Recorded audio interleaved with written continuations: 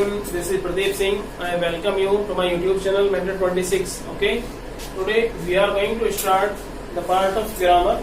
Now it is the basic of grammar. देखिएगा हम आज लोग ग्रामर को स्टार्ट करेंगे एंड यू कैन से आप लोग समझ सकते हो, कह सकते हो बिल्कुल बेसिक से होगी।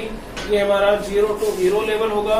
पहले हम आप लोगों का क्या बिल्कुल क्लियर करेंगे बेसिक, ठीक है। तो देखिए बेसिक में ग्रामर समझने के लिए पहली चीज होती है लेटर। अगर मैं if I say that what is called letter, यदि मैं आप लोगों से कहता हूं कि लेटर को आप डिफाइन कीजिए, तो उसी को देखते हैं। तो हम कह सकते हैं द साउंड दैट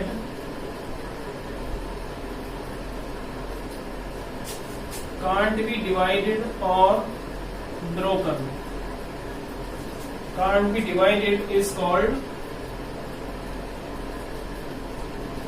letter। ठीक है, अब देखिएगा हम क्या कह रहे हैं। The sound that can't be divided is called letter। देखिएगा लेटर जो होते हैं वो हमारे एक प्रकार की साउंड होती है, ध्वनि होती है, और हम उनको किसी भी फॉर्म में ब्रेक या डिवाइड नहीं कर सकते हैं। लेटर से आप समझिएगा, लेटर से आप देखते हैं एग्जाम्पल की अगर मैं बात करता हूं, जैसे ए, बी, सी और डी, ये सभी हम लोगों के क्या होते हैं बेटा, ये होते हैं हम लोगों के लेटर होते हैं। अब देखिएगा लेटर भी हम लोगों के दो टाइप के होते हैं। एक तो हम लोगों के होते हैं वोवेल्स। वोवेल्स होते हैं हमारे 5, जिसको हम बोलते हैं ए, ई, आई, ओ, यू, ठीक है ना। और इनको बोलने के लिए किसी भी हेल्प की नीड नहीं होती है, तो हम कह सकते हैं no need to speak these letters, ठीक है ना। एक होते हैं हमारे कॉन्सोनेंट। देखिए कॉन्सोनेंट होते हैं ए, ई, आई, ओ, यू को छोड़ दीजिएगा, बाकी जितने होते हैं वो हमारे कॉन्सोनेंट होते हैं। 21 इनकी संख्या 21 होती है। बी हो गया, सी हो गया, डी हो गया, एल हो गया, के हो गया, वाई हो गया, जेड, ठीक है। ये हम लोग के होते हैं। तो इनको हम क्या कह सकते हैं, these are spoken, these are spoken with the help of vowels। इन्हें बोलने के लिए या इनके उच्चारण के लिए हमें को नीड होती है, हमें किसकी, वोवेल्स की। इतना अगर क्लैरिफाई है तो हम आगे चलते हैं बेटा।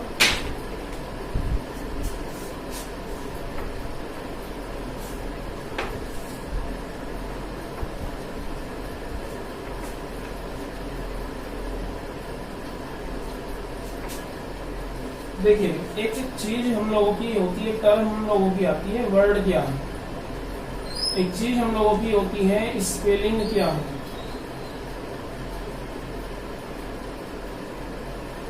ठीक है। देखिएगा हम वर्ड को कहते हैं a group of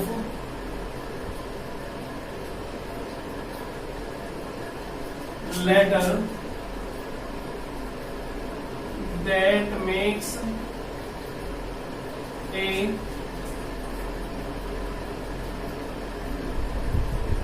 definite sense is called word। Okay, example इसका है Ram, Mohan,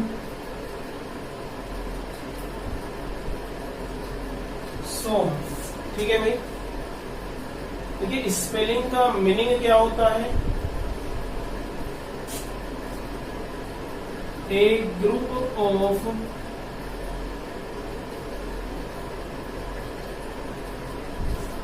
letter that shows various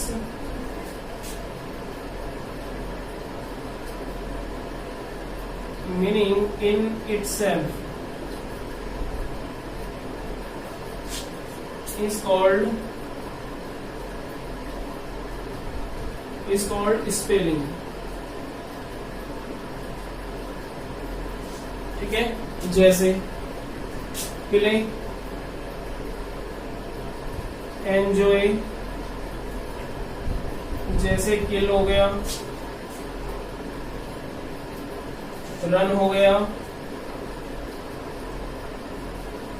make हो गया, ठीक है, और रन हो चुका है, एंजॉय हो गया, मेक हो गया, किल हो गया, रूइन हो गया। ठीक है भाई, हम इसमें डिफरेंस देखते हैं आखिर वर्ड में और स्पेलिंग में डिफरेंस क्या है। उसके बाद हम देखेंगे सेंटेंस को। लेकिन सेंटेंस से पहले देखिएगा, सेंटेंस से पहले ये डिफाइन होना जरूरी है। अब देखिएगा आखिर वर्ड क्या होता है। मैं आप लोगों से कह रहा हूं, देखिए वर्ड क्या होता है। वर्ड का मतलब होता है एक group of letter that makes a definite sense is called word. देखिएगा, एक वर्ड क्या है, एक लेटर का समूह है और उसका मीनिंग, उसका अर्थ क्या होता है कि निश्चित उसका अर्थ हो। जैसे राम है तो मैं राम को राम ही बोलूंगा, मोहन है मोहन को मैं मोहन ही बोलूंगा, और सोहन है तो मैं सोहन को क्या बोलूंगा, सोहन ही बोलूंगा। ठीक है, देखिएगा स्पेलिंग। देखिए स्पेलिंग का मतलब क्या है, एक ग्रुप ऑफ लेटर, ये भी लेटर है ये भी एक ग्रुप ऑफ लेटर है और वर्ड भी एक ग्रुप ऑफ लेटर है। एक group of letter that shows various meaning in itself is called spelling. देखिए इसके वेरियस मीनिंग होते हैं, ठीक है, और वेरियस मीनिंग जब होते हैं इसके, जैसे प्ले, देखिएगा प्ले का मीनिंग खेलना भी होता है। प्ले का मतलब किसी का प्रैंक करना, मजाक करना भी होता है। और प्ले का मतलब म्यूजिकल इंस्ट्रूमेंट उनको हम अगर बजाते हैं उसके लिए भी यूज होता है प्ले। सेम कंडीशन एंजॉय है, सेम कंडीशन हमारी किल की होती है, किसी को मारना, किसी को हर्ट करना, किसी को परेशान करना, किसी को मृत्यु के घाट उतार देना। एक वर्ड हम लोगों का यूज होता है किल। ठीक है, एक होता है रन। रन का मतलब भागना भी होता है, रन का मतलब दौड़ना भी होता है, यानी कि इनके मीनिंग एक से ज्यादा है। इसीलिए क्या है हम लोगों का ये स्पेलिंग है। देखिएगा वर्ड को हम लोग हिंदी में बोलते हैं शब्द, और स्पेलिंग को हम हिंदी में बोलते हैं वर्तनी। ठीक है, बात आती है अब किसकी, सेंटेंस की। सेंटेंस को देखते हैं। Sentence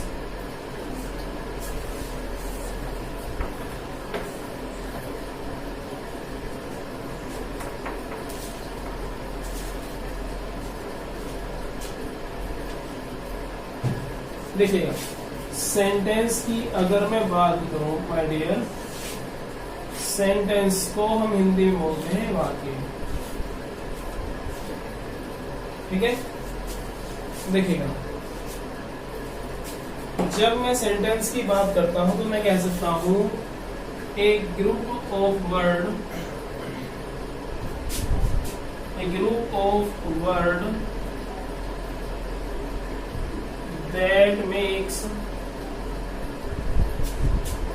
that makes a complete sense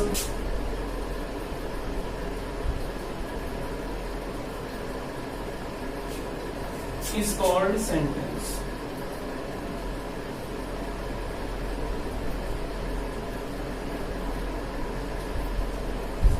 देखिए, a group of word that makes a complete sense is called sentence. देखिएगा शब्दों का एक ऐसा समूह है जिसकी एक निश्चित अर्थ होता है, एक सार्थक अर्थ होता है, उसको हम क्या कहते हैं, सेंटेंस यानी कि वाक्य कहते हैं। जैसे मैं क्या कह सकता हूँ, एग्जाम्पल देखिएगा, Ram is going to school,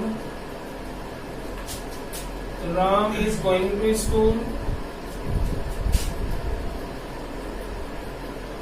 mother is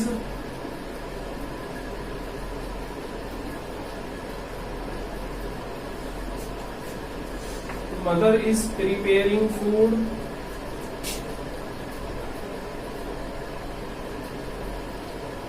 Mohan is playing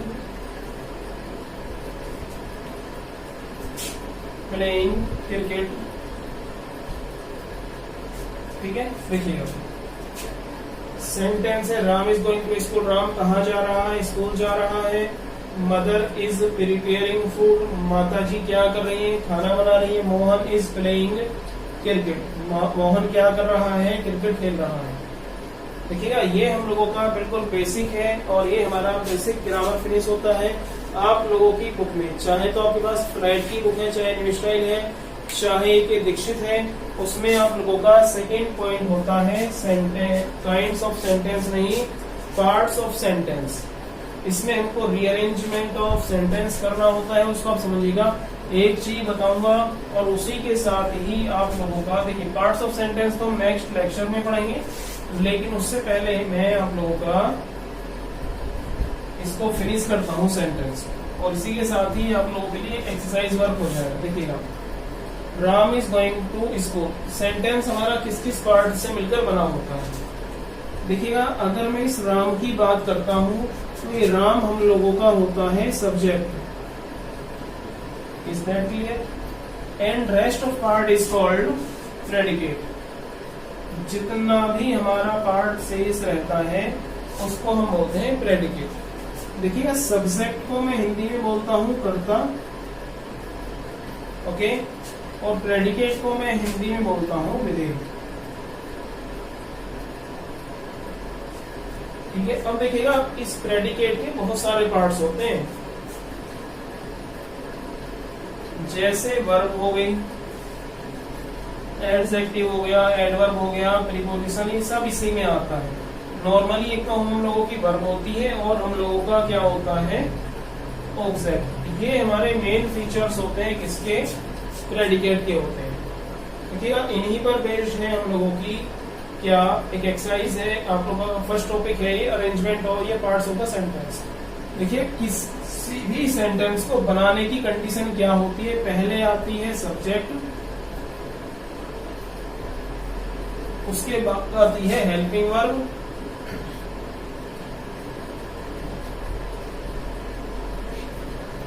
okay, उसके बाद हम लोगों की आती है मेन वर्ब, उसके बाद हम लोगों का आता है ऑब्जेक्ट, और उसके बाद हम लोगों का आता है रेस्ट ऑफ द पार्ट।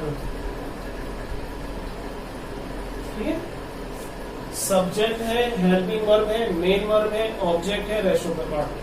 ये आपका चाहे इंडेफिनिट हो, कॉन्टिन्यूअस हो, परफेक्ट कॉन्टिन्यूअस हो, ये कंडीशन सभी में अप्लाई होनी है। बस थोड़ी सी चेंज क्या हो जाएगी, ये चेंज होती है या फिर हम लोगों की ये चेंज होती है। ठीक है भाई, आज के सेशन में हम लोग इतने रखते हैं, मिलते हैं आप लोगों से नेक्स्ट सेशन में। Okay, thank you so much.